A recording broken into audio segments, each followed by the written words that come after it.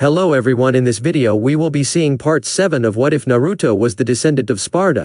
So be sure to stick around until the end. Let's get started. Team 7 could now be seen standing before Kazahana Koyuki, the newly named leader of the Land of Snow, now known as the Land of Spring. It's been a full week since that day in the Rainbow Glaciers, and during that time, Kakashi had succumbed to frostbite and hypothermia, thus giving the group a week of relaxation and time to chill. Sakura took this time of vacationing very serious and spent the week shopping and getting pampered up. Sasuke took this time to do nothing, and Naruto used this time to hang with Koyuki, which she didn't mind at all. They spent the week mainly on enjoying each other's company and doing things together like going to the movies, playing at the arcade, eating dinner, and exploring the area.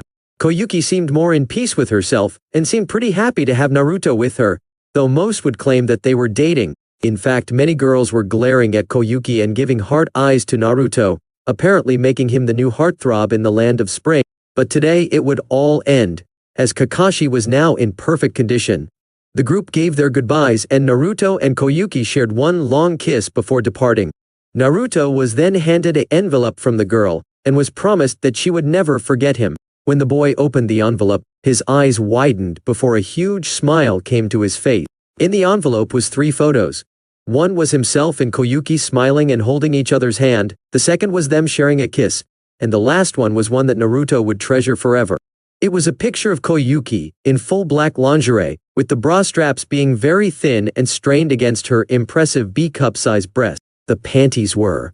Well, she didn't wear any, but that wasn't the point. The point was that it was sexy. After walking for more than 5 hours, the group decided to camp out for the night, but little did they know one more person was with them. This person held up his right hand, and a small bird appeared in his hand and began to flap its wings and fly away. When that happened, a second figure appeared beside him and spoke. "Are you sure you wish to do this?" he asked, with the other man nodding. "Yes. If we get him now, we'll be further ahead in our plans," he said before seeing his bird now being overhead of the campsite. He then made a hand sign and muttered "Katsu," and watched the bird explode in a huge bang. This no doubt woke up everyone, as Naruto was already outside of his tent, with only his pants and boots on. When everyone else came out of their tents, Naruto then looked at his assailant, and saw that it was a blonde figure that wore a black cloak with red clouds on it. Said person smirked evilly as he stared at Naruto. "I found you, yeah." Naruto narrowed his eyes at the person before them, while Kakashi's eyes widened before he got in front of his students. He knew just who this was, and just how dangerous he was. He soon pulled up his forehead protector and revealed his Sharingan eye to the world once more. "Guys, be very careful around this guy, for he is more than able to kill us all with the wave of his hand," he said, with the figure laughing before him. "Kakashi-sensei, who is he and what does he want?" Sakura asked, though she slowly began to feel scared in this person's presence. "That is this class, Nukanin Deidara, the demolition chief of EWA. He is a pyromaniac and is wanted all around the elemental countries, especially in his home of Iwagakure, after it was reported that he killed the Sandaimetsu Chikage with his special jutsu that allows him to create explosive clay. However, why he is here, I don't know," he said, with the man still smirking towards Naruto. "Pretty good perception of me, Hatake Kakashi, yeah. As for why I am here, it is for the white-haired kid in your possession, yeah," Deidara said, with everyone looking at the white-haired boy in confusion, while Naruto himself looked at the supposed pyromaniac with a serious look. "And just what the fuck do you want?" Naruto said before holding out his right hand, and rebellion appeared. "It doesn't matter, yeah. Just come along quietly and I'll spare your friends," he said, only to hear Naruto laugh and push Kakashi aside. "That's real funny and all, but I want to get some sleep. So let's get this over with the pleasantries and go right to the fighting," he said, pointing rebellion at Deidara, whose smirk grew wider before he opened his palms to reveal that they had mouths, and soon spat out what resembled clay. After what appeared to be molding, a puff of smoke enveloped him before it cleared to reveal his creation, which looked to be a huge, stylized, clay dragon was crouched in front of them. Deidara then jumped on its back and crossed his arms before the white-haired boy as the dragon flapped its large wings and took off into the air. Naruto simply smirked as he bit his thumb and did some quick seals. "So it's a battle of dragons, eh? All right, I'll see your clay dragon and raise you a stardust dragon, summoning jutsu," he cried out and slammed his hand on the ground, and was now enveloped in a puff of smoke Kakashi's eyes widened slightly as he looked at his white-haired student. Since when did he know the summoning jutsu? It's a technique that not even most Junin could perform. Just how many surprises does this boy have, he asked himself, as he too was about to join the boy in a battle of summons until something stopped him. It was a kunai with an explosive note attached to it and looked ready to go. The Sharingan user's eyes widened before the note exploded and covered the area in smoke. When it cleared, it revealed that a log, which was destroyed beyond recognition, was in the place of Kakashi. Kakashi then reappeared about 5 feet from the blast zone, with Sasuke and Sakura about 50 feet behind him. Kakashi then looked up, and his eyes then locked on a new figure before him. The person wore a similar look as Deidara, with the same black cloak and red clouds, but what he also wore was a face mask. The face mask was adorned 2 colors, which was white on one side, that looked to be a human smile with a black eye silt with a black dot in the center, while the other side being black with a demonic smile and white eye silt with black silt in it. The man also wore a headband around his neck, with a slash going across it signifying he was a nuke nin, but it showed that he was once a part of Kumogakure. The man looked towards Kakashi, and if his mask was off, he would appear to be smirking. "Hello, Hatake Kakashi." Kakashi eyed the man for a second before he stared in disbelief. "You're Ryori Makato, the strong arm," he said with the man laughing up a storm. Naruto v. Deidara. When the smoke cleared around Naruto, it revealed the beast that he summoned was none other than a dragon. The dragon was none other than Saiyan, the reason Naruto became a dragon summoner in the first place. The silver dragon looked at his forehead and saw Naruto standing there. "Well now, Naruto-sama, it's good to see you again. Why have you summoned me here?" he said with Naruto pointing towards the clay dragon that Deidara was riding on. That is interesting. I've never seen that type of dragon before. Who's the summoner?" he asked. "It's not a summoned dragon.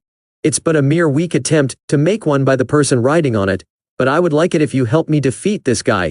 Be careful though, as I get the feeling that this has something to do with tonight's light show earlier," Naruto said with the dragon nodding before he flapped his wings, and also took off into the air and met Deidara in the air.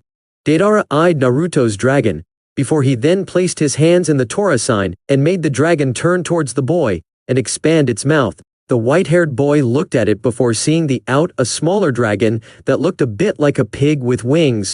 It flew at the duo pretty fast, but Naruto wasn't feeling to let it hit. He made some quick seals and called out, "Wind release great breakthrough," and blew the mini-dragon off course by 20 feet. And soon he was glad that he did that, as the dragon exploded in a huge burst and almost threw Naruto off balance. The boy then looked towards Deidara and smirked. "Oh yeah, this will be fun," he said, before nodding towards Saiyan, who flew at Deidara. When Saiyan neared the clay dragon, he raised his claw above his head and sent it near its head, which ducked under it.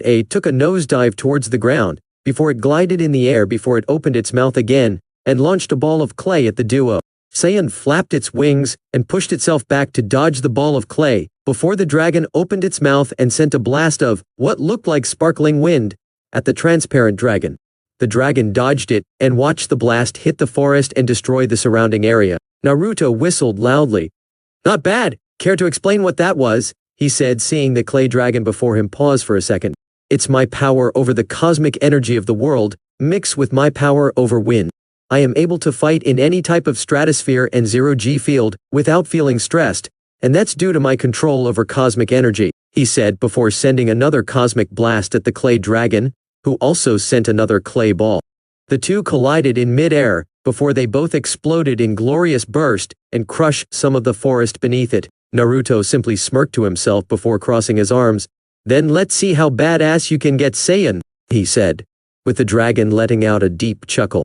"Very well then, Naruto-sama," before he flew at the clay dragon. Kakashi v. Makato. Kakashi jumped back from a huge axe that slammed on the ground before his feet, before pushing his feet off the ground and launched himself towards the man in front of him with a pair of kunai in his hand and pushing against the blade. Kakashi then tried to push forward, but Makato simply raised his fist and punched the masked man in his feet before hopping in the air with his axe above his head. Kakashi quickly flipped to his hands and back-flipped himself away from the axe handler, who slammed it on the ground. Kakashi then did some quick seals before calling out, "Fire Release Fireball Jutsu," and launched a large fireball at the half-colored masked man.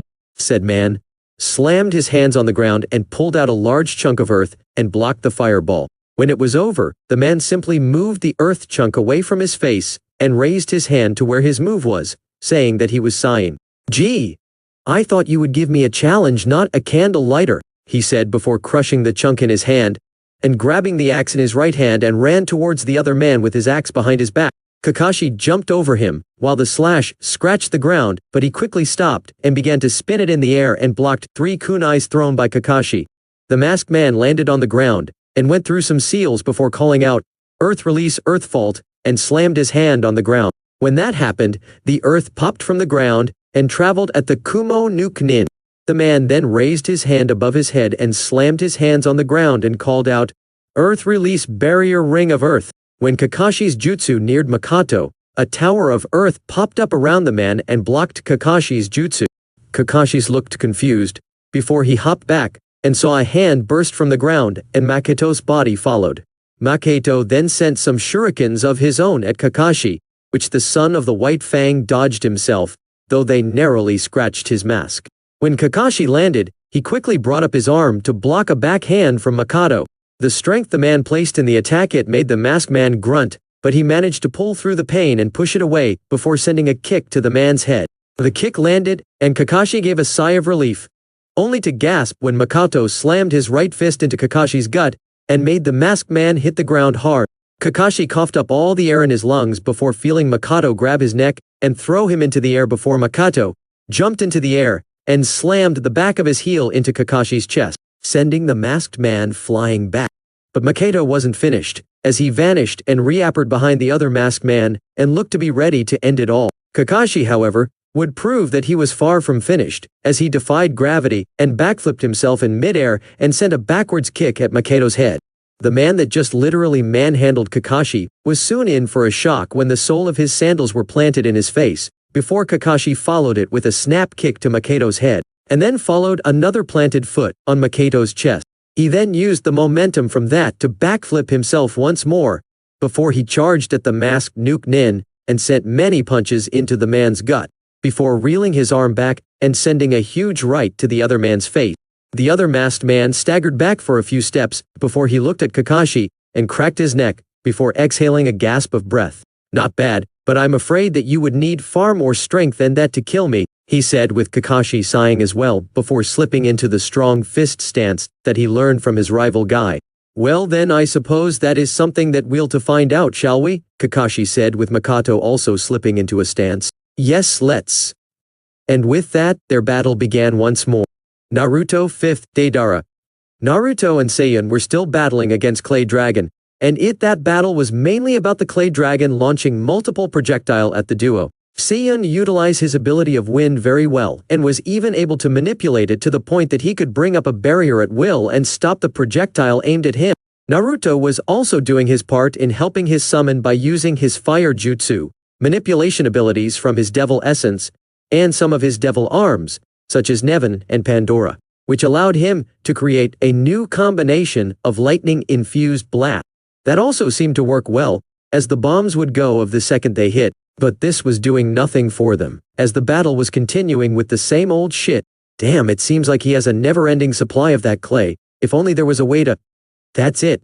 Saiyan, I need you to get as close to that guy as you can, he said, as he summoned Nevin to his hand and began to feel its electrical charge come over him. He also summoned Yamato to his hand and placed the sword on his hip, knowing full well that it would be needed for what he had planned. Very well then, Naruto-sama. The dragon then flew at the Clay Dragon. Deidara raised an eyebrow at the white-haired boy, but simply implanted more chakra into his creature, and was now creating something that would no doubt take the boy out. But he then saw the dragon send another of its cosmic blast at the Clay Dragon, making Deidara curse loudly before making his dragon flap into the air. But his choice in actions would soon be his regret, as the boy hopped of his summon's head and unsheathed Yamato. He then began to focus Nevin's power of lightning into the blade, making it glow a midnight purple before the boy stabbed it into the head of the Clay Dragon. Deidara was shocked at first, before he was punched by the white-haired boy. "Time to shrub my pain with my fingers," he said as he then strummed Nevin's strings and listened to sound. When that happened, lightning began to build up. But the white-haired boy wasn't done, as he then began to play a chord that in itself summoned more lightning, that then hit Yamato and served as a rod, and directed the lightning into the Clay Dragon. But Deidara wasn't focused on that, only the lightning that was flying at him. Naruto then strummed the guitar, which then built up lightning, and fired at Deidara. The pyromaniac quickly jumped off his dragon and created a clay owl while looking at Naruto, with a smirk on his face. "Alright, idiot, yeah. It was fun, but now I'm afraid that I must take you out, yeah," he said, as he once again made the Tora seal. Only to see that his dragon didn't detonate. He kept doing the same thing a few more times, but each time, he received the same result, nothing.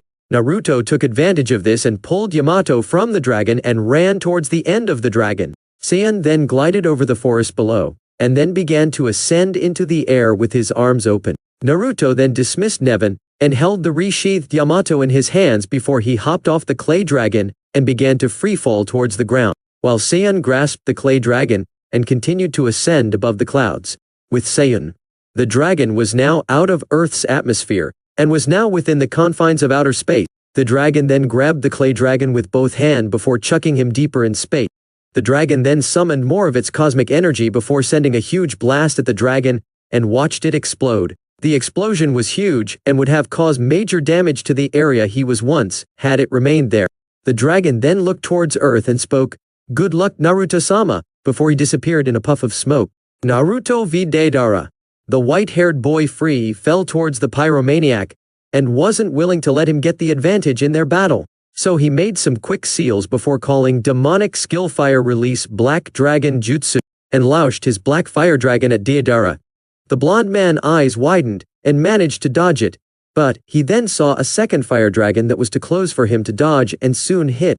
His clay bird exploded, and was now free falling to the ground. His cloak was now gone and his body was smearing in smoke. He coughed and opened his eyes to see Naruto stab Yamato through his stomach, and made the blonde man cough up blood. The two's descent increased in speed, before they both hit the ground. But Naruto was now trying to finish the blonde man off. Instead, what greeted him was the man making the same seal as before, and before the white-haired boy knew it, he was caught in a huge explosion. The explosion covered about 5 kilometers of forest, and when the smoke cleared, it revealed Naruto standing, but he looked injured. Deidara came from his hiding spot and saw the boy fall over, unconscious. "Sorry kid, yeah, but I'm afraid you just weren't strong enough," he said, only to hear a voice behind him. "Who said that I was done?" spoke a voice behind the blonde man. He turned around, only to receive a large amount of pain in his right arm. He looked down and saw that his right arm was gone. Then before he knew it, he received a huge right by the person behind him. Deidara came flying out of the forest floor and skipped across the dirt created by the explosion. When the blonde man looked up, he saw Naruto standing with a new sword in his hands, which was the Nodaichi blade of Kyuubi, and the veil of the Kyuubi no Kitsune as well surrounding. Naruto was currently in his one-tailed form, but was now assuming his two-tailed form. The white-haired boy then looked at Deidara before he jumped at Deidara, ready to kill him before he was kicked to the side and crashed into a tree. He groaned loudly before he looked up and saw who attacked him. The attacker was also dressed in a black cloak with red clouds on it. His head was surrounded by strange, greenish growths that looked like the mouth of a Venus flytrap. The person's face was split into a white and black half. Both of his eyes were yellow and pupilless, and his hair was sea green. "Oh, gimme a break. First we get attacked by some genderqueer freak, and now I get attacked by a fucking Venus flytrap?" Naruto complained loudly as he stood back up. "Silence, Gaki," said the Venus flytrap man in a robotic tone. "I did not come to fight, just to pick up an old friend." He started speaking normally as he finished his sentence. He bent down and picked Deidara and the pieces of Deidara. He shook his head before turning his deep, baleful eyes to Naruto. "We will meet again, boy. And next time you will not be so lucky," said the two-faced man. "Can I at least get a name?" Naruto asked innocently. The Venus flytrap man snorted before he melted into a tree and vanished. The boy sighed deeply before returning Kyuubi and returning back to normal. He then ran back to where his team was and hoped that they were all right, even though he couldn't give two shits less about them. Kakashi v Makato. Kakashi sent another right at Makato's head, which connected, but that victory was short-lived, as Makato kneed him in the gut. This was the way their battle raged on, as Kakashi would try to gain the upper hand, but Makato would always seem to get the upper hand on him. It seemed like he would have to infuse all his punches with chakra in order to beat the man, but even then it wouldn't work. This opponent was truly living up to his name as being a natural force of nature. Makoto himself, however, was having a blast at fighting Kakashi. The man was using his Sharingan eye, but was only able to block a few of his moves, meaning that either the man wasn't into this fight, or the Sharingan had a true weakness. Makoto then raised his right arm and slammed it down on the back of Kakashi's neck, only to say that it was a shadow clone he just killed. Before he could search for the man, he received a wicked right kick to the forehead. Kakashi could only stare in amazement at the fact that the man just wouldn't fall down, even after taking a shot that would cave in the head of its victim. Makoto staggered for a quick second before cracking his neck and looking towards Kakashi. "Not bad, Hatake, but let's see how well you defend," he said, doing some seals before calling out, "Earth Release Spike Pit." Kakashi could only thank his Sharingan for helping him once more, as he just kept jumping back and dodging all earth spikes heading towards him. He gave himself some distance from Makoto, and made some quick seals before calling out, "Fire Release Fire Dragon Bullet," and launched the attack at Makoto. The masked man hopped into the air, and landed next to his trusty battle axe. However, instead of grabbing it, he went through another chain of seals before slamming his hand on the ground, and pulled out 2 large mounds of earth. He then earth-released dual mud dumpling, and chucked them at Kakashi, while also going through more seals before calling out, "Earth-release mass spike bullets." Kakashi's eyes widened when the pieces of the earth mounds began to fire off of it and headed towards Kakashi at blinding speeds. Kakashi knew he had only one thing to do: block him. He then went into seals of his own and called out, "Earth Release Mud Wall." He then pulled off his mask and vomited a thick trail of mud in front of him, which then grew towards the sky and created a defense for him. The earth bits hit the wall, and all of them embedded themselves in it before they all stopped. Kakashi gave out a sigh of relief before letting down the barrier and looked at Makoto with a serious look, only to find that he wasn't even there. "What the?" He couldn't finish his thought, as Makoto buried his right fist into Kakashi's gut. The masked man coughed up some blood, before realizing he was running low on chakra, and shut his normal eye. He found this out whenever he would practice with his Sharingan, that when he shut either one of his eyes, his chakra would deplete a lot less from his body, and this was a definite situation that called for it. Kakashi then placed his hands on the ground and tried to kick upward, but Makoto's reaction time was faster. He grabbed Kakashi's leg, and karate chopped the lower calf of his leg, and gave off a loud cracking sound. Kakashi screamed in pain and grabbed his leg that was surely broken, only to get stomped on his chest by Makoto. He looked up and saw the man reel his arm back, and looked ready to end it all by crushing his skull. Sasuke watched this transpire, and soon felt a desire, the likes of which he never felt before. The Uchiha then leapt into action, not for Kakashi, but for himself. He would prove that he was just as strong as Naruto, and if Kakashi died, who would teach him how to use the Sharingan? Sasuke took out 2 kunai and 2 shuriken. He threw the shuriken and charged with the 2 kunai out. Miroka was just about to punch Kakashi's jaw out the back of his head, when 2 shuriken embedded themselves in his forearm. He stopped in his tracks, and looked at his arm, then at the charging Uchiha. Makoto then grabbed Kakashi by his neck, and threw in Sasuke's direction, which said Uchiha ducked under and hopped into the air. Sasuke then threw the first kunai at Makoto, and raised the second above his head, only to gasp when Makoto jumped into the direction of the kunai, and grabbed Sasuke by his throat, and slammed him on the ground. Makoto then raised his fist over Sasuke's head, and looked prepared to deliver a swift end to the Uchiha's life. "You should have stayed with your little girlfriend, boy. This is a place only meant for real shinobi," he said, as he was about to crush the Uchiha's skull, only to hear the sound of chirping birds. He looked up, only to gasp when Kakashi drove his whole arm through Makoto's chest, and pushed him towards the forest behind them, and slammed him into a tree. Kakashi then pulled his arm out, causing blood to leave the new hole in Makoto's chest, and allowed man's body to fall on his. Makoto then coughed up blood, which trickled down the bottom of his mask, before he looked at Kakashi. "I guess it's my time. Oh well, I had fun," he said as he raised his hand and removed the ring on his right palm before throwing it into the forest. Kakashi was confused by this action, but he had other problem to concern himself with, such as him losing consciousness. His body fell forward but was caught by Naruto, who finally returned from his battle with Deidara. He looked at the now dead body of Ryori Makoto, and saw that he too was wearing the same getup as the other two. "What is all this?" It seems like there's a new group in the works, but they seem to be after me for some reason if I'm going right by what Deidara said. I'll have to see if the old man knows. He thought as he removed the head of Makoto, knowing that it might be worth something if the scratched headband around his neck was evident enough. He then burned the body away and carried Kakashi back to the campsite, where Sakura was tending to Sasuke, even though he didn't have any wounds. She then looked up and saw Naruto approaching them while carrying Kakashi on his back. "Naruto, what happened to that blonde guy, and why was he after you?" she asked, only for Naruto walk past her and Sasuke. "I don't know, but we need to get out of here before more come along," he said as he lightly put Kakashi down and put on his trench coat before picking the silver-haired man back up and left the scene. Sasuke and Sakura soon followed suit, but that was after they grabbed their stuff and followed the white-haired boy. Time skip 1 month later. After a month passed since the incident, Team 7 was now standing in their meeting spot for their sensei. After 2 weeks passed since Team 7 returned to Konoha. After they returned, Kakashi was placed in the Konoha hospital and was treated for the injuries he got Makoto, which was chakra exhaustion, a few broken ribs, a fractured calf muscle and a slight concussion.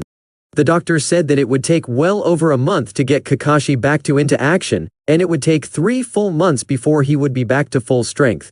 So for now the man would be crutch-ridden for the last 2 weeks, before he would be able to walk on his own. Sarutobi also gave Team 7 the last month off from missions and such, in order to give Kakashi enough time to recuperate before he could start taking missions again.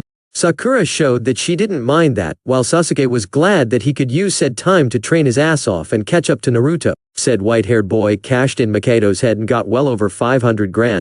The boy was shocked with the amount of money the head gave him, and made sure he wouldn't spend it all at one time. Well, maybe a couple of times on ramen.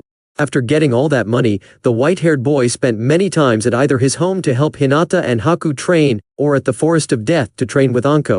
It was a little good to get a break, but he was now wishing for a mission more and more by the day. He was far beyond bored, as he heard Sakura constantly calling either his or Sasuke's name. They may have hated each other, but they would always agree that Sakura was highly annoying, and would do all they could to ignore her. After another 5 minutes passed, Kakashi finally appeared. Though he looked like he still walked with a limp, he then saw the attention turn towards him, as he smiled at them. "Hey guys, you're late again," Sakura yelled, though Naruto and Sasuke didn't cringe strangely. Naruto then nodded towards Sasuke, and both boys placed their hands in the Tora seal, and muttered, "Release." "Naruto, thank you again for teaching me that jutsu," he said with Naruto looking at Sasuke for a moment before waving it off. "No prob.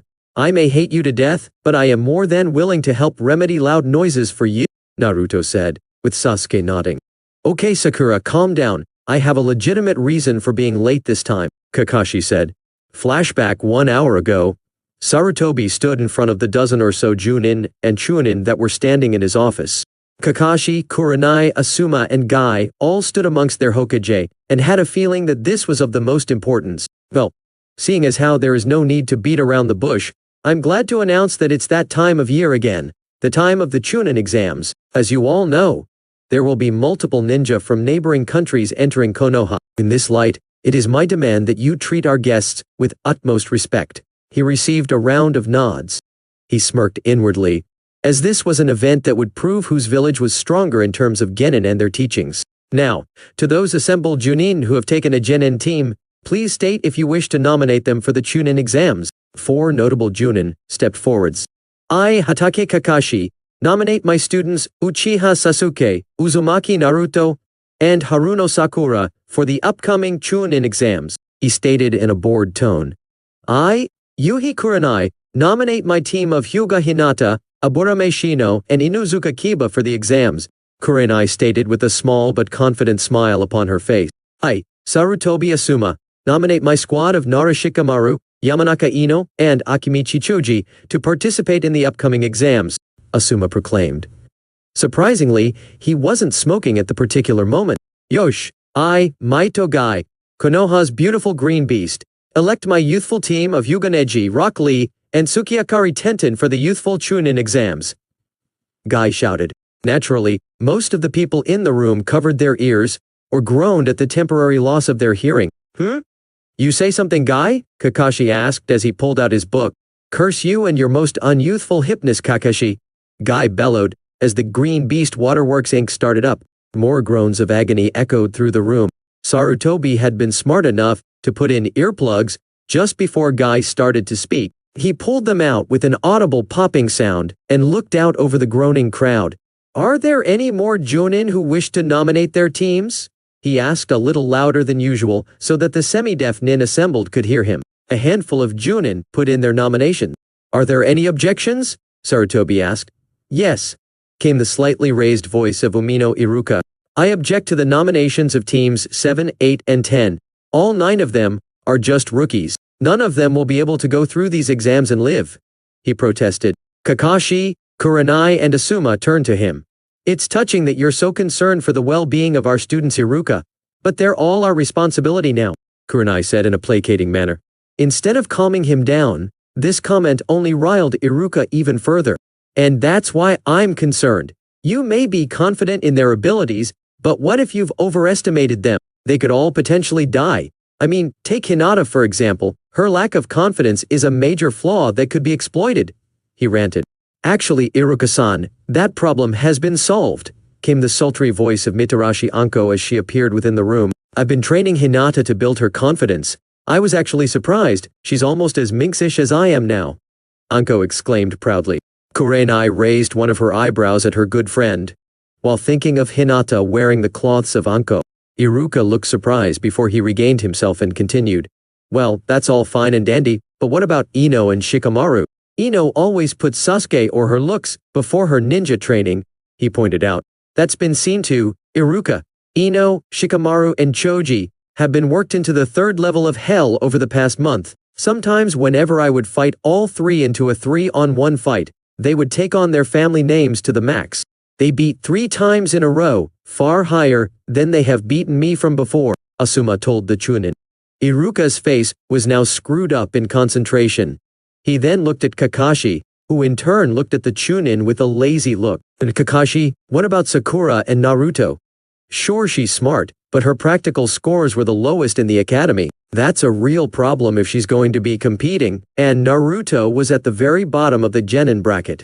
You can't say that you have full confidence in him when only 6 months passed," Iruka pointed out. Kakashi sighed as he closed his book. "Once again, Iruka, your attempts at dissuading us from entering our students fails. Sakura has already been progressing very well in her ninja training, and could fight me for a full 5 minutes before failing. As for Naruto, I don't anything concrete about him other than the fact that he continues to surprise me as every time I see him fight, he has a new power to unveil," he said with everyone laughing at that, thinking that Kakashi was telling a joke only for the Hokage to stop them. "I'm afraid that Kakashi-sen speaks the truth. The boy has done far more work in improving his skills in the last 6 months.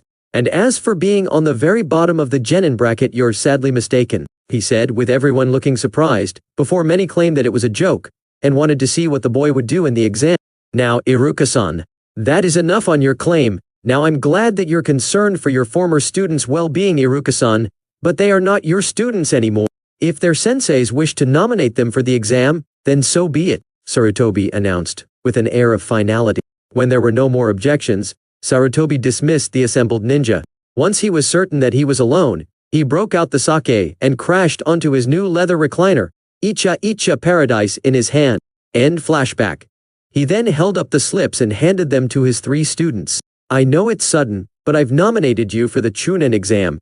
To take it, you'll need to fill out those forms and be at room at the academy by 11 on Friday, not a second later. You should each choose for yourselves whether or not to attend," said Kakashi, before disappearing in a poof of smoke. Naruto frowned at the man that called himself a sensei. Judging by his teammates' stares, they had no idea what the exams were about. Hell, the only reason he knew it was close was because Hinata's team had been training for it since the previous month started, and she'd told him.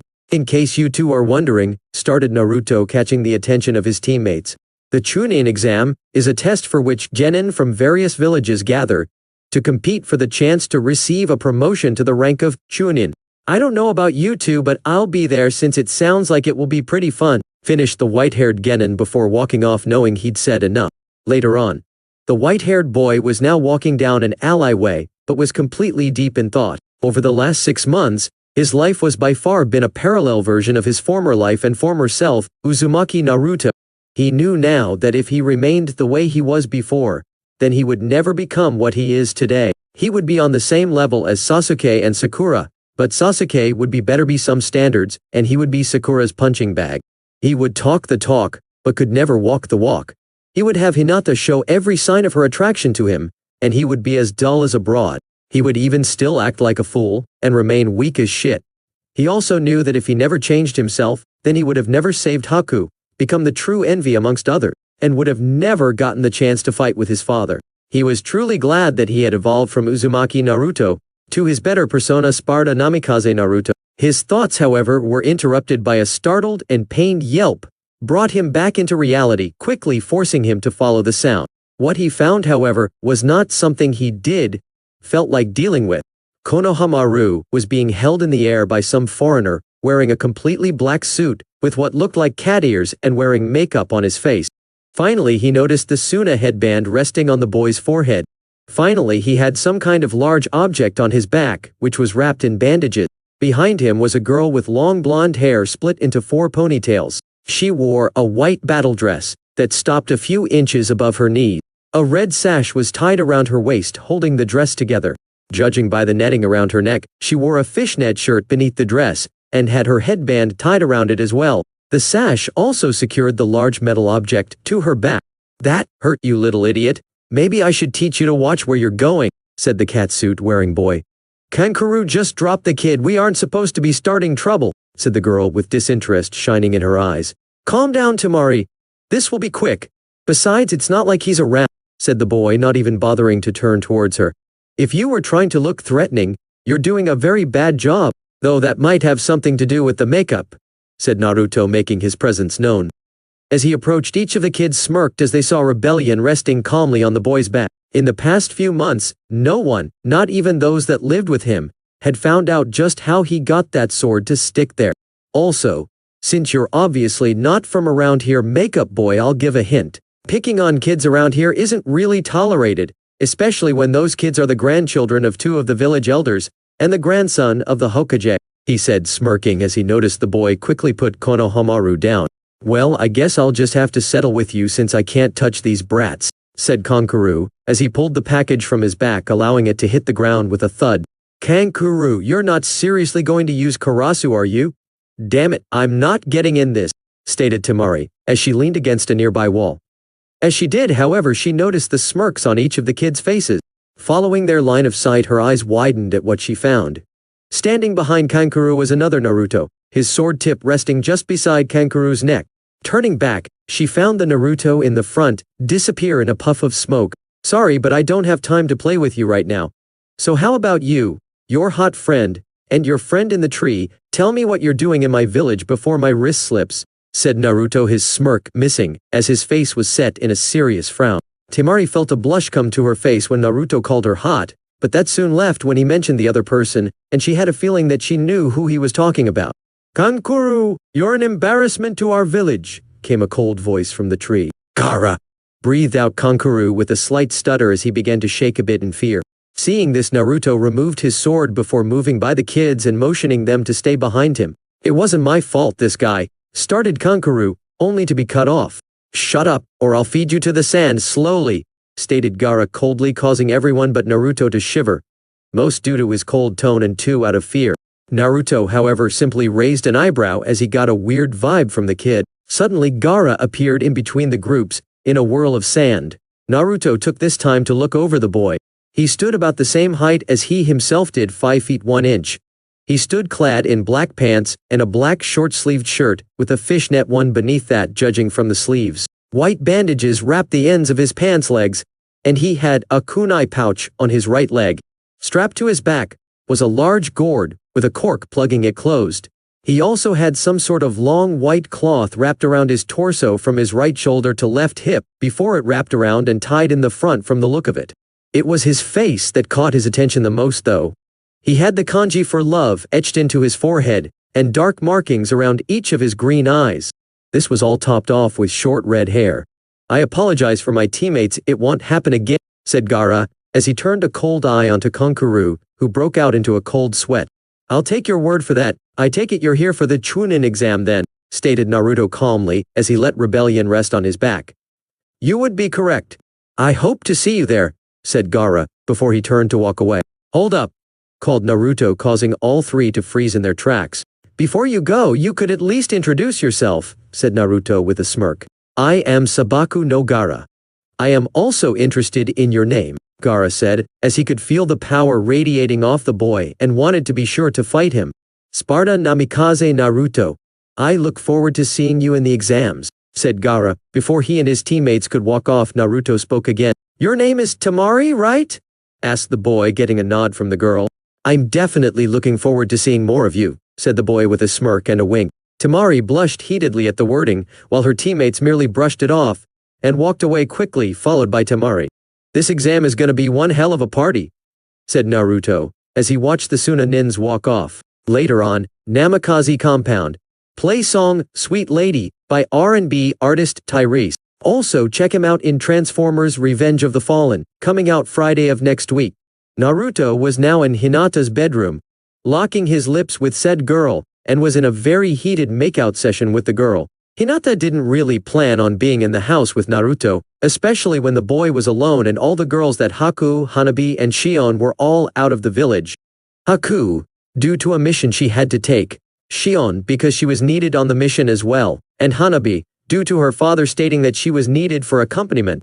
So imagine her surprise to find the boy stuffing his face with leftovers that she made over the time she lived in the Namikaze compound. She sat with him and watched the boy eat, before she realized the opportunity she had and took him to her room. That in itself surprised Naruto, as he never thought the girl would be so forward with him, but he didn't bother thinking on it and followed her to the room she had in the house. Once he entered her suite-like bedroom, which she stated was fairly larger than the one she had in her clan compound, they held a much-needed conversation. The white-haired boy listened to the girl fully admit everything to him, such as her love for the boy, her wish to be with him for real, not by measure of arranged marriage or union between clans. She cried her heart out to him, and Naruto was by far shocked by that, since he figured that she had a crush on him, but not full-blown love. At first he didn't know what to think, but after words from Kyuubi and a little push, Naruto was now in a heated tongue battle with the girl. Hinata felt like she was heaven, making out with the boy she had been in love with for so long, and was just marveling at how he had his tongue in her mouth, but loved it all. She let out a moan when Naruto detached himself from her lips, and was trailing his tongue along her neck before he time skip after. He then pulled out from Hinata, as she then fell asleep with himself, following suit. If he stayed awake long enough, he would have seen White Fox appear over her shoulder, with white eyes glowing brightly. The next day, the boy woke up the following day with a heavy yawn. He looked beside him and saw that Hinata was still asleep, since after all she was a virgin last night, and was now ready for full womanhood. He shook her awake, and told the girl that they had to get ready for the exam. She nodded her head, and gave him a quick kiss before running to her personal shower. The boy then went to his room, which was the master bedroom in the house, and walked into his own shower. After 5 full minutes of showering, the boy came out of it with a towel wrapped around his waist, and his white hair now falling around his head like a long mop, but had some of it cut in the front so that it wouldn't cover his eyes. The boy shook his head to get rid of some of the water in his hair before moving over to the dresser, and opened up the second drawer. Pulling out some underwear, he quickly pulled them on under the towel before letting the towel drop. Reaching into the drawer once more, he pulled out a fishnet shirt which he quickly put on. Closing the drawer, he opened the third. Inside this drawer was nothing but pants, either black or blue in color. Pulling out a black pair, he placed those on before sliding the drawer closed. Next he opened the top drawer, pulling items out and placing them on the bed before going back for more. Once he had everything on the bed, he secured his kunai holster to his right leg just above his knee before loading it with kunai. Next he grabbed his new black pouch to his right side before filling it with shuriken, wire, and lots of explosive notes. He also added in a few sealing scrolls that he just knew would be needed, and slipped on his gloves with the fingers cut off and metal plates on the back. Moving over to the smaller dresser, he pulled both his new leather wallet and his headband from the top drawer, with a new longer black strap. After placing his wallet in his pocket under his pouch, he then secured his headband around his waist, and wore it as a belt while securing his pouch. He then looked towards a special case that looked to hold jewelry. He opened it, and pulled out a large silver chain with a red ruby in the center. This was a gift that was given to his mother from his father on her birthday. He was truly glad to finally have it restored, as the item was rusted and old when he saw it after moving in, so he placed the item around his neck and sighed at the feeling it gave him. Just another piece that marked his parents' presence. He then sighed deeply before he walked over to his closet and walked in. The size of the closet alone was the only clue to his mother's more feminine ways. This was mostly because his mother had more shoes than he'd known what to do with. She even had 2 full-length mirrors within the closet. If one looked, it would seem that Naruto had no need for the closet, not even taking a quarter of the room, as he only had a little within it. Banishing that thought, he then grabbed a single holster and secured it around his waist. Following this, he pulled down a silver briefcase from the shelf above. Sitting it down, he opened it and smirked, seeing the twin pistols that he personally built from Dante's design, Angel and Reaper. He just had them cleaned yesterday, so they both held a new shiny and clean look. He then stood back to his feet and placed them in their holster, and walked over to the next item. He took the vest off from the shelf and marveled at it. He had it personally customized to look like Nero's vest, with a black hood to match the black vest. He quickly slipped it on and zipped it up, but allowed the amulet to remain outside so that it could be seen. He then walked over to the area that held his coats and pulled out a red one, as opposed to the black one he would wear. This one was different from the others he had, as this one was a special made coat. The coat had short sleeves in order to show off his tattoos and had black etchings all over it. It had the same etchings that Virgil's coat held and had the design of a black cross on the back. The jacket cost a pretty penny, but it was worth it, seeing as how he needed his own style of clothing too. So he slipped that on and marveled at the feeling his cloths gave him. He simply smiled before he walked towards the front door. A party was coming, and he was going to be the wildest one there. After 2 hours of waiting for his team, Naruto was leaning against the academy's entrance while whistling a tune to himself. He was feeling pretty good about himself and the way he looked, as a few girls looked his way. He almost felt mad that he chose today to dress up the way he did and not go after the girls. But he had to take this exam and go to the party that was bound to come. He was snapped from his thoughts when he saw that they finally arrived, but instead of greeting them, he just walked in, not even bothering to speak to them. They ascended up the stairs in the building, with each having personal thoughts on the exam. I have to be strong and prove to Sasuke-kun and Naruto that I'm not useless, Sakura thought with determination. I must prove to all these losers who is the real top dog in the village, and finally prove to Naruto that he is inferior to me, Sasuke thought with arrogance. I wonder what pizza-flavored ramen would taste like, Naruto thought with hunger. The three soon arrived to the top of the second floor, only to see that a commotion was going on, and it caught the attention of the white-haired boy. He saw 2 Chunin standing in front of the room they were testing in, since they didn't bother to change faces with their hinges, knocking around Genin, who were trying to get past them. He was confused by this, since they only went up a flight of stairs, so they should be on the second floor, not the third. It's a test, Naruto, Virgil said with Naruto looking confused. A test? But how can there be so many kids ganging up in front of this room, when we only went up 1 flight? It's a test to weed out the weak and foolish teams. As you already know, you only went up 1 flight of stairs, but you are not foolish anymore. You have the common sense to continue instead of waiting, he said with Naruto taking in words, and shrugged his shoulders before looking towards the Uchiha, and saw that the boy was trying to be the center of attention again. As Sasuke moved to get ahead of him, he acted before the boy could do something stupid by grabbing his gun and pointed it towards the temple in his forehead, while threatening to pull the trigger, and causing both his teammates to freeze. Now don't go trying to act all superior, or you'll ruin the party. It's obvious those guys are weeding out the weaklings who can't even recognize the genjutsu, so just keep your mouth shut and come on, unless you want me to blow your fucking brains out. Both options are okay by me, whispered Naruto calmly. Sasuke quickly nodded his head, making Naruto smirk, before removing the gun from his teammate, and walking off to go around the spectacle and move up the stairs with his teammates following behind, glaring angrily at his back. Well, they would have, until Naruto stopped and looked towards them both. I hope you plan to keep your eyes, because I am more than glad to remove them. Slowly, he said, which made them quickly stop glaring for fear of losing their eyes. Hold it, called a voice, as soon as they left the crowd, making Naruto wince inwardly. Now I know you weren't trying to walk by and not greet me, right, Naruto-kun, said a female voice that forced the boy to turn towards her. Hello Tenten-chan, Lee Hyuga, said Naruto, his eyes narrowing on the last one. Tenten ran up to the boy and gave him a big hug while Lee stood beside Neji with a new badass look. He now wore a black t-shirt and a pair of dark blue jeans, with a dark blue trench coat that was zipped up to his neck, and like Naruto's coat, his had short sleeves that went near his shoulders. His hair was slicked back and spiky, with a pair of sunglasses covering his eyes from view. The boy smirked as he shook Naruto's hand. How you doing, Naruto? Have you been training hard? He asked, with Naruto smirking. We have only one way to find out, and this exam is bound to help us get to that goal, he said, as he began to walk off with his teammates following behind him. 5 minutes later, having made a quick stop, they stood in front of the real room having just finished a talk with Kakashi. As Kakashi moved aside, Naruto smirked before kicking the double doors wide open, and almost off the hinges, making Kakashi sweat drop. As they entered, they found themselves on the receiving end of glares from a room packed full of genin from what had to be every shinobi village. What, all these people are taking the exam? Thought Sakura nervously, as sweat dripped down her face. Thought Sasuke.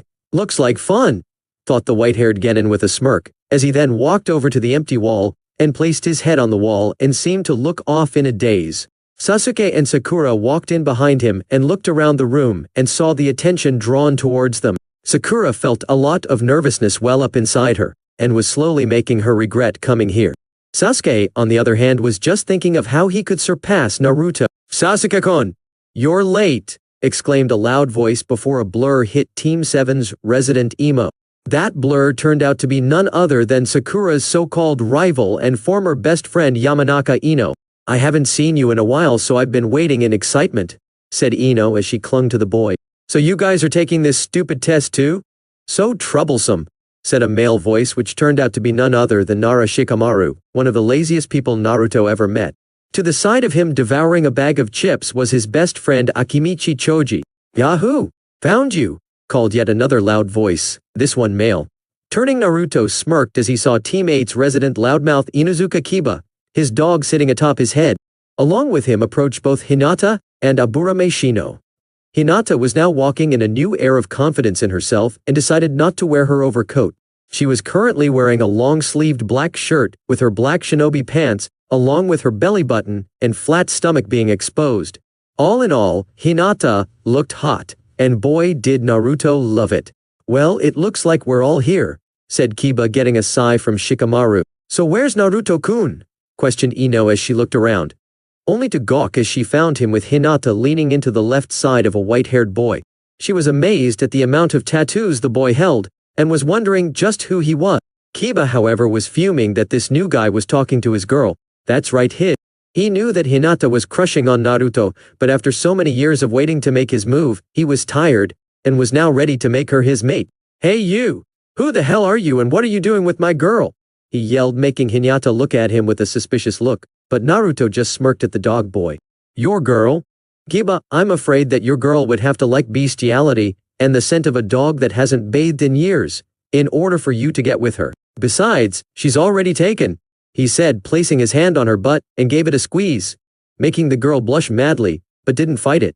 Naruto-kun, not here, wait till we get back home, she said, shocking everyone else in the Rookie 9 and almost everyone in the room for some reason. Some were even muttering, this is some Jerry Springer shit. As for the Rookie 9, they were all commenting on Naruto's change, and some were trying to question him on it, but the boy simply brushed them off. Hey you guys, you should be more quiet.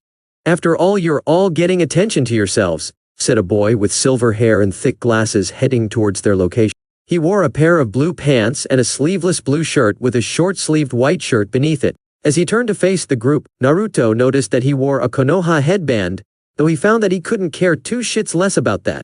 If you guys are this year's newest rookies straight from the academy, then you'd all have to be screaming like a bunch of schoolgirls looking at a cute boy. Geez, this isn't a picnic, kiddies. Finished the boy with his left hand hovering over his kunai pouch. Who the hell are you? And who do you think you are talking to us like that? Ino said, as she looked at the boy that stopped her from looking at the newly hot white-haired boy, and wondering how Hinata and Naruto were so friendly towards each other. Said white-haired boy stared at the silver-haired boy for a moment with calculating eyes. Boy, do you smell that? It's the scent of snakes, Kyubi said with Naruto pausing. What's wrong with that? So the boy smells like snakes. It's not like he has a problem with that. Hell, he wants to fuck the shit out of one that has that smell, Nevin said with Naruto blushing before he grew a serious look again. It's not the same with Enkohime. There are only two people from the leaf that has ever held the strong scent of snakes, and one of them is super hot. The other is a pedophile, Naruto said to his demon mistress, while the other boy gave him the same kind of stare before addressing the other genin. I'm sorry. Anyways, my name is Yakushi Kabuto, and while that tough look is cute, you should look behind you, he said, pointing behind his back. All the rookies turned their heads to the direction Kabuto was pointing towards, and they then found their eyes locked into the glares of every genin team in the room looking towards them. Then, apparently, according to the weather forecast I heard on the radio this morning, a powerful cold front is approaching our land. Naruto saw the looks of fear on Sakura and Ino's face, and the slight nervousness on Hinata. Naruto saw the look on her face, and felt the need to shut them up. Therefore, he stood in front of the group and quickly unleashed his killing intent, and summoned some of Kyuubi's chakra, making it look like he was on fire. This action made the other genin freeze in fear as they saw the boy's eyes become blood red, with the image of a giant fox with 9 tails growling at them all. This soon made the other teams end their test of intimidation and look the other way, while most practically pissed their pants. Feeling proud of himself, Naruto smirked and stopped the flow of his chakra. The boy then walked back to his place besides Hinata and stood back in his spot with his hands in his pockets. The other genin looked at Naruto in confusion while Kabuto stared a little bit more at Naruto before addressing the other genin. I guess I can't blame either of you for being clueless genin. You actually remind me of how I used to be when I graduated, he said, breaking the thoughts of the other genin around him. So would this be your second time taking the exam, Kabuto-san? Sakura asked in a respectful tone, with Kabuto chuckling while scratching his head. Actually, this is more like my 7th try. The exam is given twice per year, and I'm in my 4th year as a genin, he said, with the others giving him weird looks, but Naruto's look didn't change. Still, I've been around long enough to know my way around this exam, and I've learned quite a lot of info over the years. How's about I share some of the information I've gathered over the years? Kabuto said, catching Sasuke's full attention. Kabuto then pulled out a deck of cards and presented them to the others. These are my ninja info cards. What they can do is store the information that I've gathered within them. And with the simply addition of my chakra, the information will appear, he said, giving them a demonstration of the cards by showing them a map of the elemental countries, including info on which of the villages genin were participating there. Sasuke took a quick glance at Naruto before a smirk came to his face. Do you have information on individual shinobi in this exam? Sasuke asked, with Kabuto nodding. Of course I do, however you won't gain that much info on whoever you want. I even have all you guys, but like I said, it's not perfect. But don't let that turn you down, just tell me about the person that holds your interest and I'll take a look, Kabuto stated with a smirk. Naruto simply shrugged his shoulders and spoke. Okay, let me get something on Sabaku no Gaara from Suna, Naruto stated calmly. Sasuke glared at Naruto before he stood before the boy. I want information on Uzumaki Naruto, he said, catching everyone's attention, including the white-haired boy. Ino stared in confusion before she approached Sakura. Forehead girl, why is Sasuke-kun interested in Naruto? You guys been teammates for well over 6 months and yet he wants information on Naruto. Shouldn't you guys know a lot about each other? She asked, with the pink-haired girl looking down. We both combined barely know a thing about Naruto, besides his love for ramen, but everyone knows that. This is really the first time we actually learned something about him besides the little we know, she said, with Ino looking surprised. But he would never keep something from you. In fact, I remember he would ogle you and beg you to go on a date with him.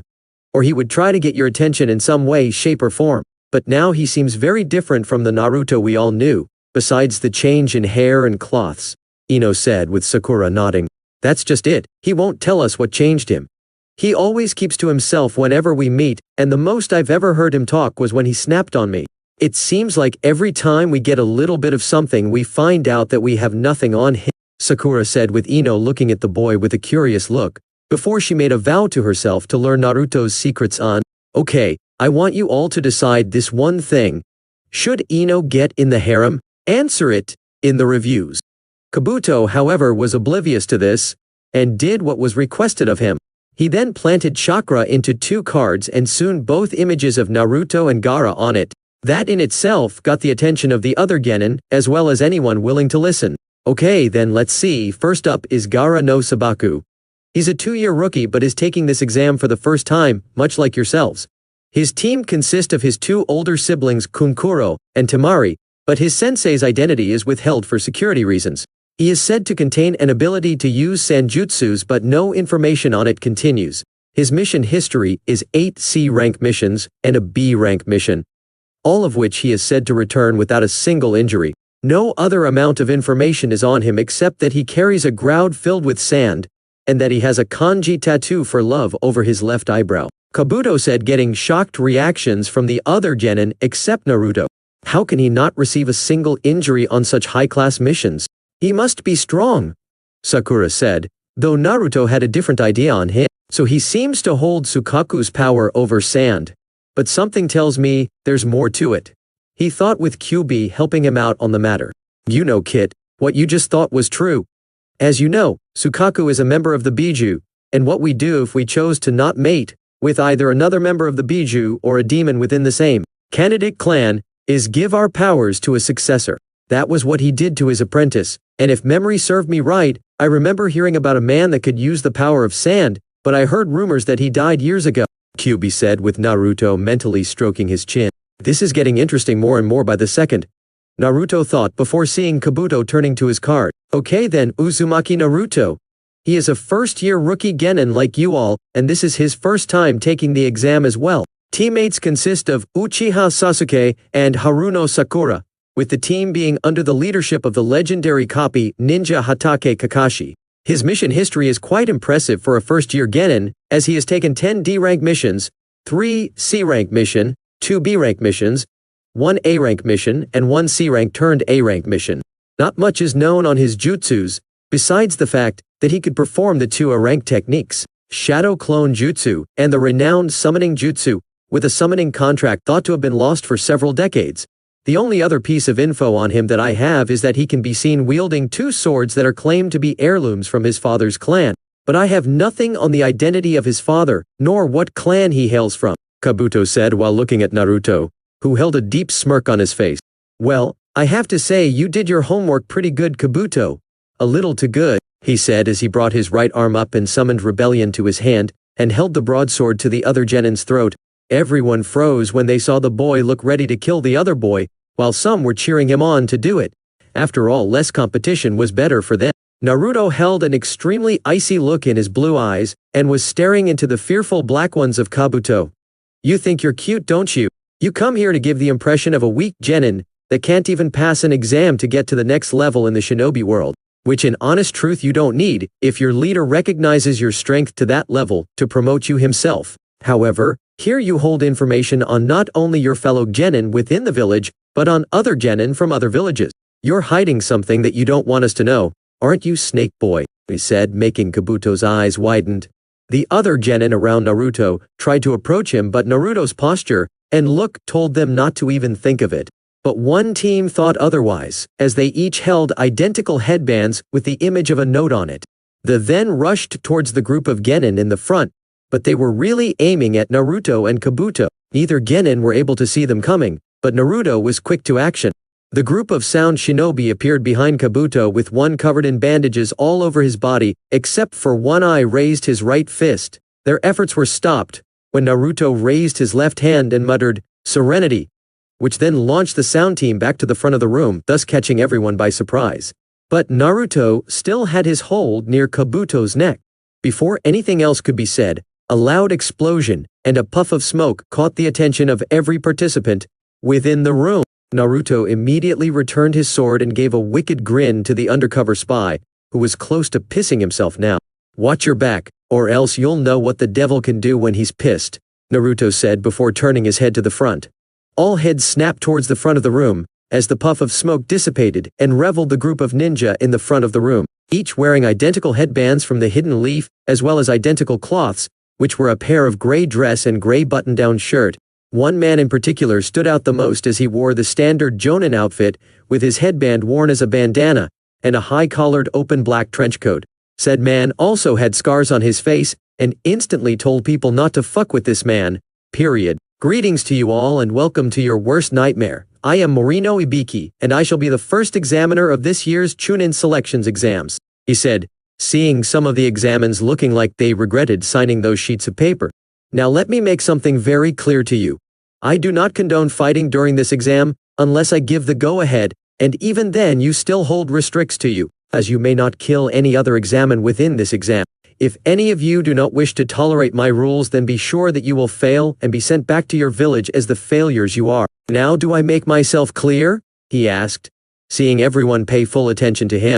Seeing this, Ibiki then announced that the first exam would be a paper test. He also said that in order to prevent cheating or teammates exchanging answers, they would all get assigned seats that would be selected at random. When the white-haired boy sat at his seat, he was surprised to see that he was sitting next to Hinata, but didn't mind it at all. Once he saw that everyone was seated, Ibiki started to speak while once more catching everyone's full attention. Okay, now first off, do not turn over your test and listen closely to what I say, as I will not repeat myself. There are many rules within this exam and I'll gladly tell you of them, but questions are not allowed, so listen very carefully, he said before he began to write on the board in front of the room, and began to explain. First off, everyone within this room will be awarded 10 points. The test issued has 10 questions, and each one is worth 1 point. However, it follows the subtraction system. So the basic outlook is this.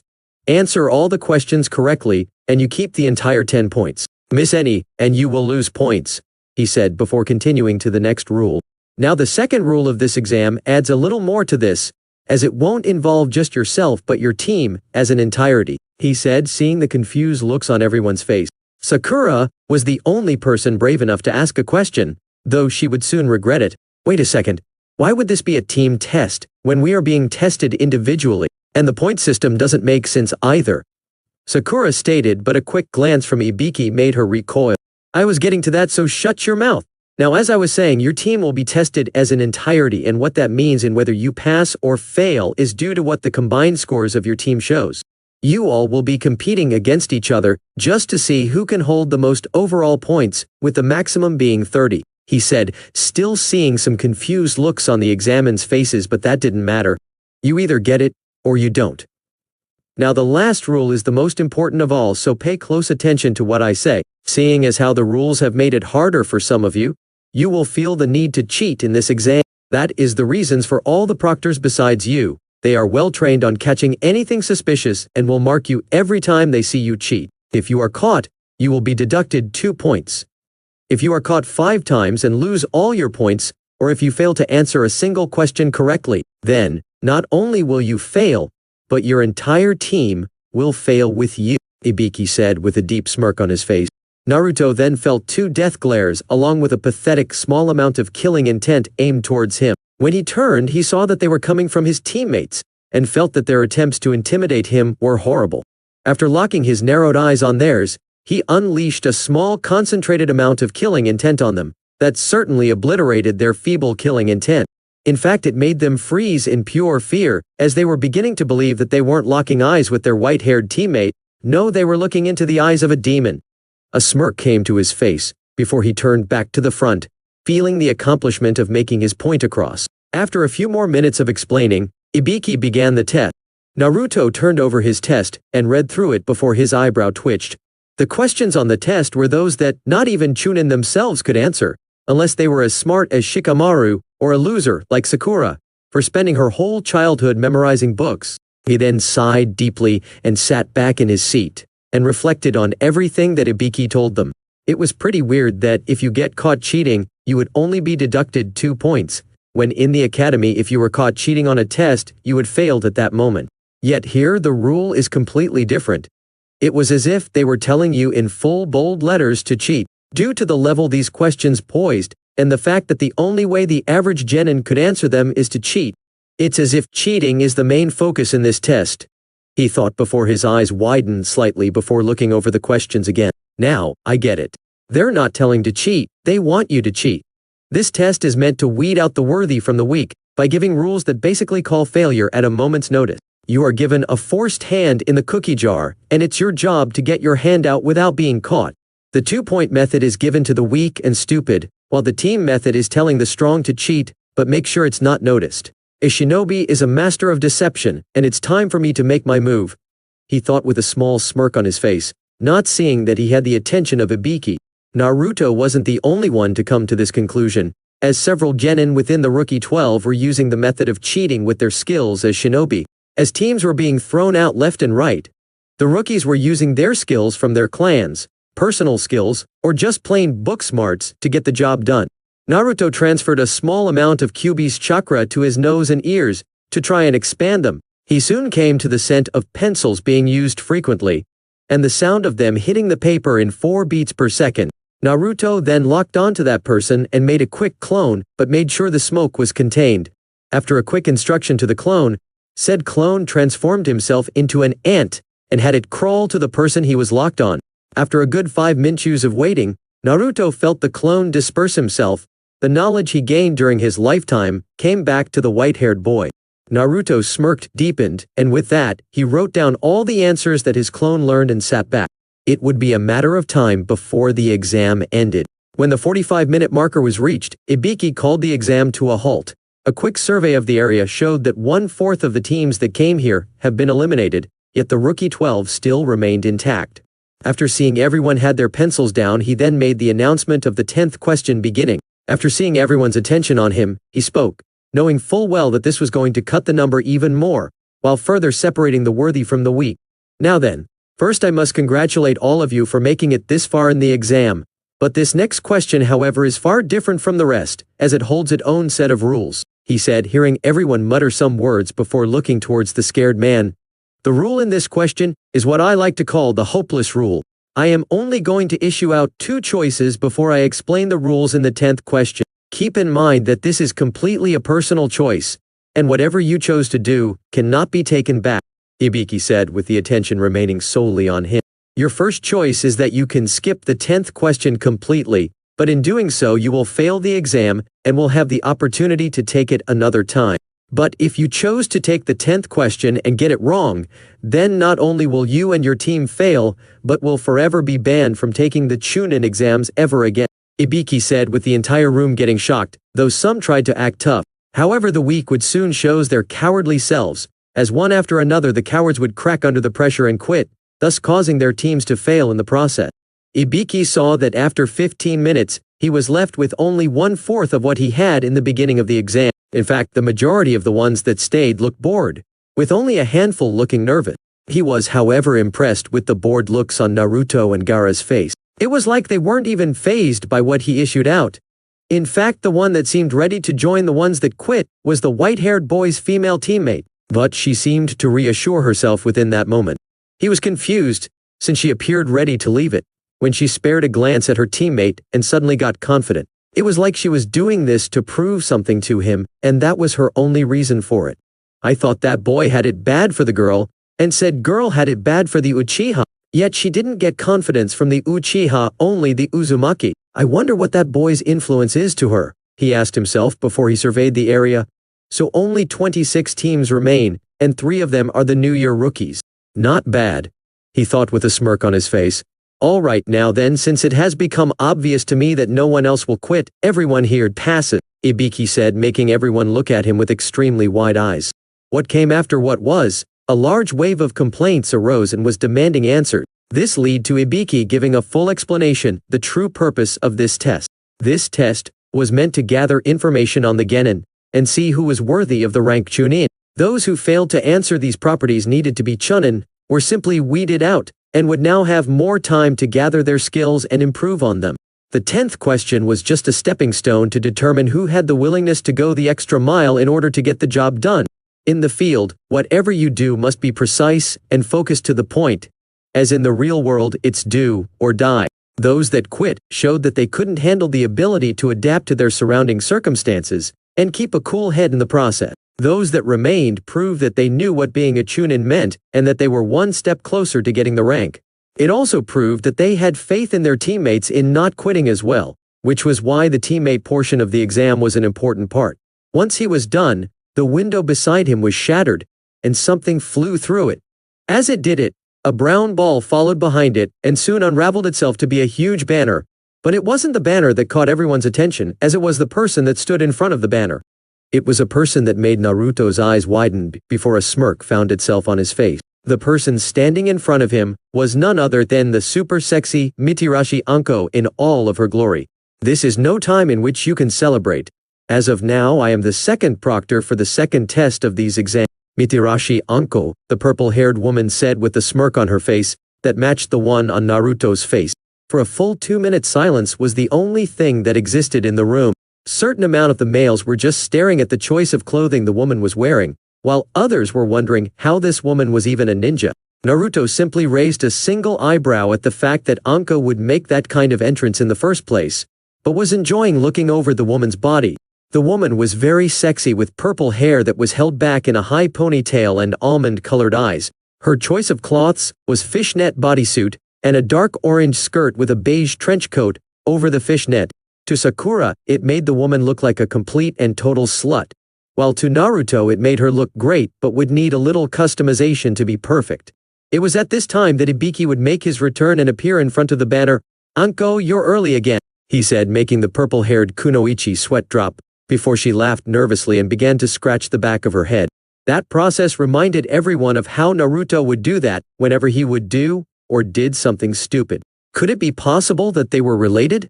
Anko, however, soon got serious and looked over the Genin teams before looking at Ibiki. "Ibiki, don't tell me that you're going soft on me. You didn't actually pass 26 teams, did you?" Anko said, astonished that he placed so many teams in a single exam. "Yeah, well, I guess there are more exceptional genin this year than in previous years," replied Ibiki, getting a scoff from the woman before she looked towards the genin teams. "Tesh.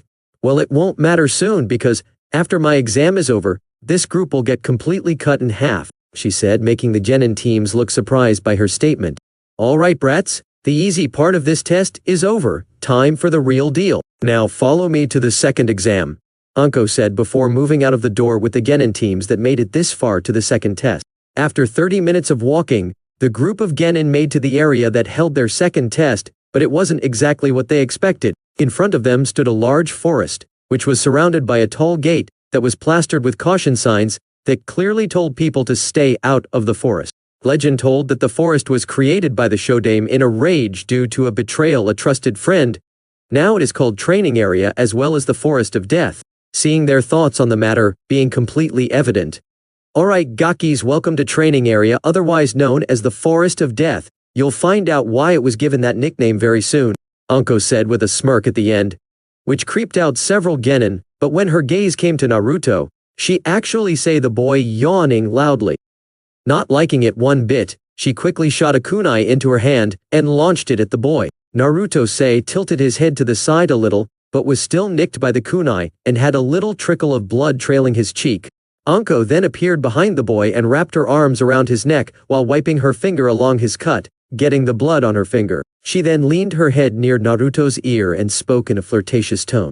"You know, Naruto-kun, while I commend you for being spirited, you should know that it's always the spirited ones that die first, and I can't let you die until you finally give me what you owe me," Anko said, with Naruto smiling at that.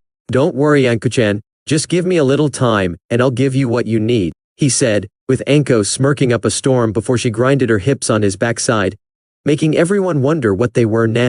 However, that was ended when Naruto turned himself and Anko around to block a kunai that was no doubt aimed at Anko. Said woman looked up and saw that it was a Kusa genin holding a kunai with her long tongue. "Sorry, but I felt I should do a good deed and return this to you," she said, with Anko nodding and taking hold of the kunai, while Naruto narrowed his eyes at this person, as they appeared to have a strong scent of snakes. If he didn't know any better, he would say that person was here in the exam and was in front of both him and Anko to show off his presence. "You know it's not safe to sneak up on people." Naruto started with the Kusa ninja giving him her full attention. Said attention turned to slight surprise when she felt a kunai blade held towards her neck, and saw that it was in the arms of a second Naruto. The Naruto Anko was holding puffed into smoke to reveled itself to be a shadow clone. "Unless you want to die, of course," Naruto finished with the Kusa ninja laughing a little to herself. "I am sorry, but I get really excited at the chance of a fight. Besides, I can tell just by your appearance that you will indeed pose a considerable challenge," the Kusa ninja said before she walked away, not noticing the purple mark on her neck that Naruto inflicted on her when he had her attention drawn to his clone. Naruto then looked towards Anko and gave her a few signs and told her who he thought the person was. Anko's eyes widened slightly before she nodded back to Naruto and told him to act normal. "Anyway, before we begin this exam, there is something that I must pass out," said the Kunoichi, as her proctors handed out stacks of paper. "Within this exam time, death will be a certainty, whether it be at the hands of enemy ninja or any of the creatures within that forest. As such, you all must sign a slip that will nullify the chances of Konoha being given a lawsuit should you die in this exam. If you don't sign it, then you will fail, and be allowed to live," Anko said with a happy smile that really creeped out the other genin. Once she saw everyone sign the slips, Anko then began to explain the test. "Okay everyone, now that that's all settled, it's time to explain the rules of this test. This test is meant to test your survival and adaptation skills within an area that's foreign to you. Once inside, you all will be able to use any jutsu, weapon, or trap you wish to use, with no fear of holding back in case you should meet with an enemy team," she said before pulling out 2 scrolls and presented them to the participants. "There are a total of 78 people here, meaning that 26 teams will be participating in this test, but only 13 of you will make it to the end. What these scrolls in my hand are called the Heaven and Earth Scrolls. Each team will be given 1 scroll each, and in order to pass the exam, said team must contain both scrolls and arrive at the tower in the center of the forest within the given time limit of 120 hours or 5 days, Anko said with many of them looking shocked. 5 days, Ino exclaimed in pure shock. But what about food? How are we supposed to eat? Choji said, with a bag of chips in his hand and was stuffing his face. Anko merely shrugged her shoulders and continued on. It's a survival test, so there are plenty of animals roaming the forest. In the real world, a shinobi must use whatever he can to survive, and in cases like these, he would have to hunt for his meal. However, be careful of the man-eating beast, poisonous insects, and the deadly plants, she said as if it wasn't all that bad. Also, I think I should also let you know that the chances of 13 teams passing the second exam is highly unlikely. The reason for that is because the goal will become farther from your reach, you'll also get less time to rest, and the area will be crawling with more desperate genin teams trying to pass the exam. You can also be disqualified as well. The first way is by not making it to the tower with both scrolls within the time limit. The second way is if you arrive to the tower without your full team, be it one was killed or got separated from you. Lastly, you must not look within the scroll until you reach the tower. Failure to do so will result in your instant disqualification, Anko said with everyone nodding. Remember, a Chunin will be asked to handle important classified information, and this test is to see your trustworthiness with important documents. That is it for the explanation on this exam. Now, just turn in those forms to get your scroll, and then go to your assigned gate, Anko said before she walked away but stopped for a moment to look at the genin. Oh, and one final word of advice. Don't die, she said before she continued to walk away. 30 minutes later, all the teams stood before their respective gate with Team 7 waiting at gate for the exam to start. The team exchanged their slips for a heaven scroll. Team 7 was still awaiting for the call to be made by Anko, so they just stood still with Naruto reloading his guns and put them back into their hoisters. His teammates were confused as to what the weapon was, but before they could ask on it, the loudspeaker went off, and Anko's voice echoed throughout the area. All right, you maggots, the second test of the Chunin exams begins now, Anko said with her voice booming all through the speakers hovering above each of the gates. The doors then opened, and all the teams entered in with a quick burst of speed. Team 7 were now 15 minutes within this exam, and already screams were heard around the area they were. They decided to make a quick stop, mainly because Sakura got scared. Naruto stood still for a moment until he heard a noise besides them. He looked towards it before he informed his teammates. Guys, get moving, I'll be right back, he said, as he walked towards a bush area. Naruto, where are you going? Sakura asked, getting the white-haired boy's attention. To Bled the Lizard. If you want to come see, feel free, but don't expect me to bang you, he said, making the pink-haired girl gape at what he said. The boy then walked off into the forest. After a few minutes, he zipped up his pants and was ready to head back into the exam until a group of AME ninja hopped out of the trees above. They thought they had a sneak attack until Naruto disappeared and reappeared behind the 3 Aminin with a stern look on his face.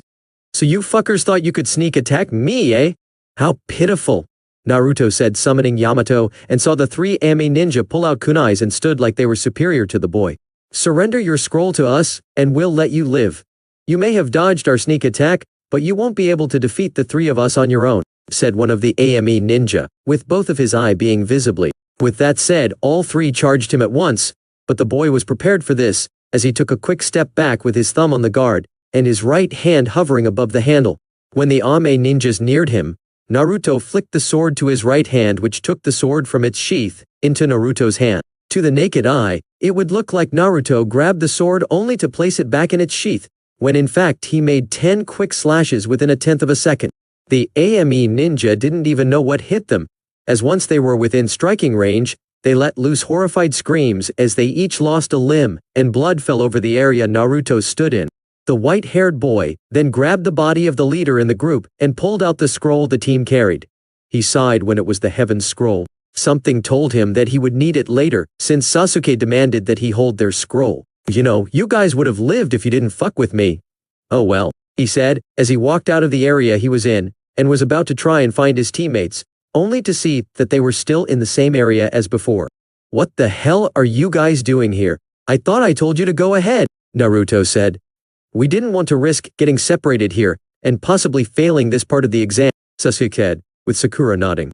Yeah, and we also heard screams coming from where you were, and we doubled back here, Sakura said with Naruto sighing deeply. Whatever, let's just try and find a team to fight so we can leave sooner.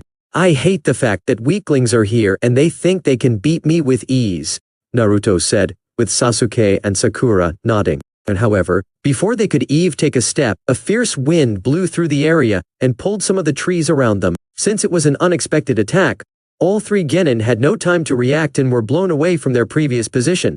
Naruto, however, was in the very center of the attack and was hit the hardest, and was now being carried by the wind. Meanwhile, Mitarashi Anko sat on top of a cabin outside of the forest, happily eating away at her dango stick, and drinking some red bean soup. It had been a total of 45 minutes since the genin entered the forest, and she marveled at the screams of terror ringing from the inside of the forest. That made her smile even wider than it already was, and soon she would enter the forest to check up on things. Unfortunately, that plan had to wait, as a chunin appeared before her, in a quick burst of smoke, and looked winded about something. Anko, we've got a problem on our hands that you have to see, the chunin stated with Anko raising an eyebrow. What is it? I doubt it would be this important that you would rush here, Anko said, only to find that the man looked very serious about the situation. It involves the exam. An intruder has entered the S-class section of the forest, the chunin said with Anko raising an eyebrow. Then find out who it is and how far they are within the forest. Then all that would be needed was an interception plan, Anko said with the chunin shaking his head. I'm afraid it's more complicated than that. We just found 3 murdered bodies and well, you have to see this, the man said with Anko nodding. When they appeared in front of the area in question, Anko saw that the area was covered in blood. Anko also saw the bodies of 3 teens, laying on the ground with bloodstains all over their cloths, and on the grass they laid on. Anko herself was shocked that someone would brutally murder 3 teens trying to make it in the world just to get into one of the most dangerous areas in the Leaf. When we found them, they were already dead. We determined that they were killed by a swordsman, due to the way the blood stains the surrounding area. But it was only until we surveyed their bodies that we found something truly disturbing, he said, showing that all the bodies held no faces. Anko narrowed her eyes as she grabbed her neck. No doubt about it, this is his doing. After all, that is the one jutsu he refused to teach me, Anko thought with her eyes glowing for a moment. With Naruto, Naruto groaned loudly as he pushed himself off the ground and stood tall. Damn it, never want to do that shit again, Naruto thought, finally getting the cobwebs out from his head and surveying the area. The area he was in was no doubt far away from the others due to how big that blast was. It was apparent that it would take some time to find his teammates. His thoughts were interrupted when he heard a sound come from behind him, but before he could do anything, a huge snake came out of the bushes he landed in front of and ate him whole. The snake then felt the boy go down its throat, and was happy that its mission was over so easily. The snake began to slither forward, but stopped when it felt something. It felt like he was beginning to heat up from the inside, and soon his suspicions would become a fact. As Naruto stabbed a flaming QB through the top of the snake, and was able to get himself out of it safely. Naruto then saw the snake look towards him, and was prepared to eat him again, but this time, the white-haired boy would be prepared. He quickly summoned Agni and Rudra to his hands, and used the twin swords to slice the snake to bits. Naruto sighed as he saw that he was covered from head to toe in snake intestines and juices. Damn it, this was a brand new outfit and now I have to get it clean. I just hope Sasuke and Sakura can manage without me for a while, he thought as he went to a nearby lake to wash the stuff off, with Sasuke and Sakura. They were both currently catching their breath after dealing with a ninja that seemed to be unstoppable. The ninja was from grass, and Sasuke was confident that he could beat her. But after using some kind of jutsu that made him and Sakura see their own demise, the tables turned to that grass ninja, It was thanks to quick thinking by Sasuke to stab himself in his leg to release the jutsu's affect long enough to save himself and Sakura from the grass ninja and place some distance between them. Sasuke-kun, who was that thing? Sakura asked with Sasuke shaking his head. I don't know. This person seems to have such incredible power that it surpasses me beyond levels. It may even surpass Naruto, Sasuke said, as he was sure that he couldn't beat this person on his own, and if Naruto was here, then there was a chance that they would make it out of this in one piece. But how can you be so sure? I mean, that person caught us by surprise, and Naruto has power that none of us knows the limit or the extent of his power, Sakura said, wishing her third teammate was here and could help in fighting this person. Be that as I may, Naruto is not here, so the only thing we can do is run from that girl and hope to catch up with him to have a fighting chance, Sasuke said before yelling at Sakura to run, seeing as how a huge snake arrived to the scene and chomped down on where they once stood. The snake chased after Sasuke, which prompted the boy to scream in pure fear and try to do all he could to kill the snake. When the snake reached Sasuke's airborne position, it raised its chin and slammed him towards the branch below him, making him cry out in pain. The snake then charged at the Uchiha, intent on devouring him whole and digest him in its stomach. However, luck would be on the Uchiha's side. A ghost-like sword stabbed the left eye of the snake, making it cry out in pain, only for a figure to swing past the snake and reappear on another branch. The head of the snake then came off its body and fell into a strong tree branch, while the figure stood on a tall tree with his arms crossed and a broadsword planted on his back without anything to support it. Sasuke, you're getting too scared to fight this person. Don't fear it, unless you have the power to take it head on, Naruto said as he vanished from his tree and stood in front of the downed Uchiha. That very moment, a loud pop was heard as the summoner came out of the snake's head and cracked her neck for a moment before looking towards Naruto. This is quite an interesting situation I am in, the person said with Naruto smirking as well. Yes, it is. Now you can remove that mask, Orochimaru of the legendary 3, and fight me for real, Naruto said with the person identified as Orochimaru, laughing loudly before revealing his true face to everyone. Things were truly getting started in the Forest of Death. And guys, this is the end. I hope you guys enjoyed. Until next time, peace.